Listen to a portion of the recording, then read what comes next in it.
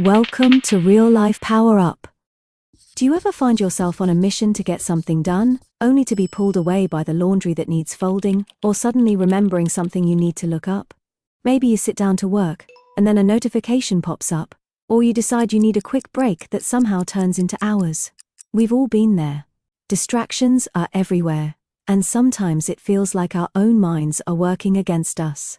This battle between focus and distraction is at the heart of procrastination, that frustrating habit of putting things off, delaying action, and stalling progress. But procrastination isn't just about being lazy or unmotivated. It's a complex challenge that hides under many disguises: fear, overwhelm, perfectionism, and sometimes even self-doubt. The good news? It's something you can understand and overcome.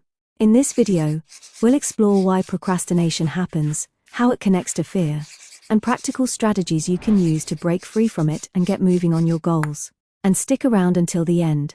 I'm going to share a bonus tip that many people overlook, but that can make all the difference in beating procrastination for good.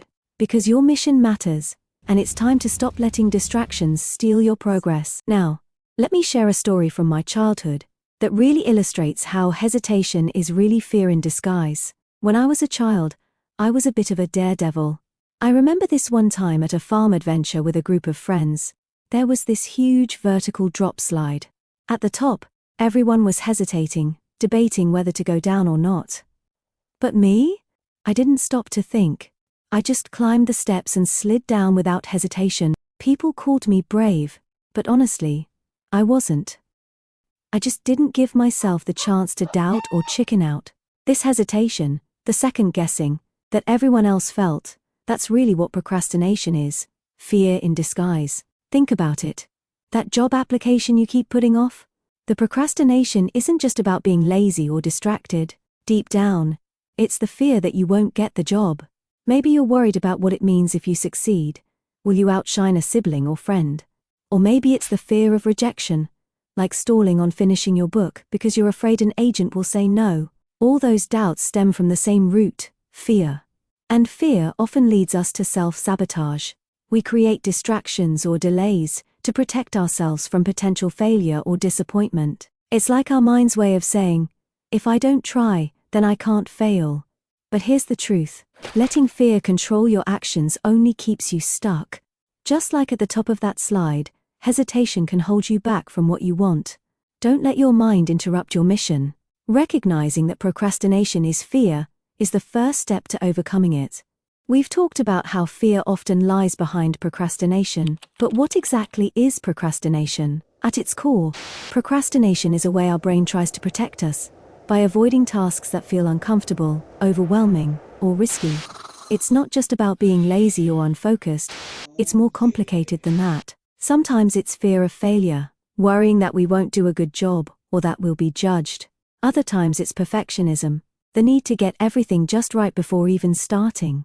And often it's simply feeling overwhelmed by the size or complexity of a task, so our brain convinces us to delay it. Our minds are incredibly clever at creating distractions and excuses to keep us from facing those uncomfortable feelings. You might find yourself suddenly remembering you need to clean the kitchen, check social media, or even reorganize your desk, anything to avoid starting the real task. The first step to overcoming procrastination is becoming aware of these patterns. Notice when you're avoiding a task and ask yourself, what am I really afraid of? Am I worried about not being good enough? Am I trying to avoid failure or judgment? Or am I just overwhelmed? When you understand what's really going on beneath the surface, you can start to respond differently instead of just reacting with avoidance. Recognizing that procrastination is a signal, not a weakness, helps you take back control. It's a chance to show up for yourself in a new way. Now that we understand why procrastination happens, let's talk about what you can do to overcome it. These steps are practical and simple, but when you put them into action, they can make a huge difference. First, break your tasks down into small, manageable steps. Big projects can feel overwhelming, and that's a major trigger for procrastination. Instead of staring at a mountain, focus on one small rock at a time. For example, if you want to write a book, start with just one paragraph or even one sentence. The key is to get moving, no matter how small the step. Next, Set clear goals for each step. Know exactly what you want to achieve, and be specific. Instead of saying I'll work on my project, say I'll write 200 words today. Clear goals give your mind something concrete to focus on. Try using time blocks or techniques like the Pomodoro method. Work for 25 minutes, then take a 5-minute break. This helps keep your focus sharp and make starting less intimidating. Knowing there's a break coming can make it easier to begin. Create a distraction-free workspace. Turn off notifications, clear clutter, and set boundaries with others if possible. When your environment supports focus, it's easier to stay on task. Pay attention to your self-talk.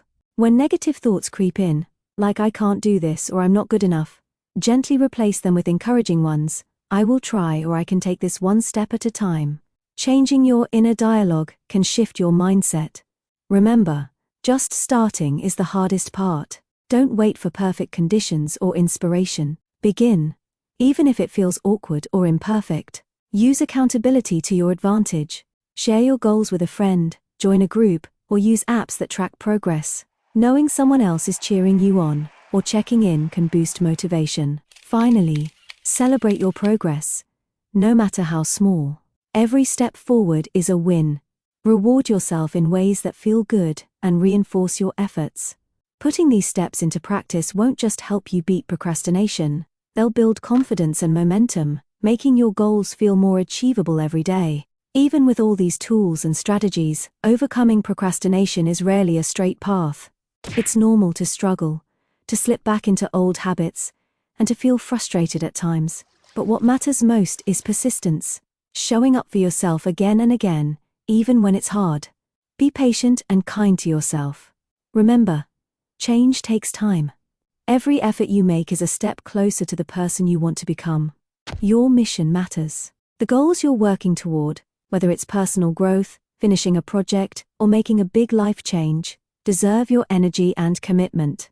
So here's what I want you to do next. Pick one small action you've been putting off. It might be drafting the first sentence of a report, signing up for a class, or simply setting a timer to work for 5 minutes. Whatever it is, take that step today. And here's the bonus tip I promised earlier. When you feel stuck, remind yourself of your why, the deeper reason behind your goal. Connecting with your purpose gives you the power to push past fear and hesitation. To make this even more powerful, choose an object that represents your dream. It could be a photo, a small token, or anything meaningful to you. Keep it beside you or somewhere in your line of sight while you work. Whenever your eyes land on it, take a moment to repeat to yourself something like, each time I return to my task, my mind becomes clearer, and it gets easier to concentrate. This simple ritual helps anchor your focus and motivation. If you found this video helpful, make sure to subscribe and hit the notification bell for more tips and motivation on your journey to self-improvement. Remember, the only thing standing between you and your mission is action. So take that first step now, because you've got this.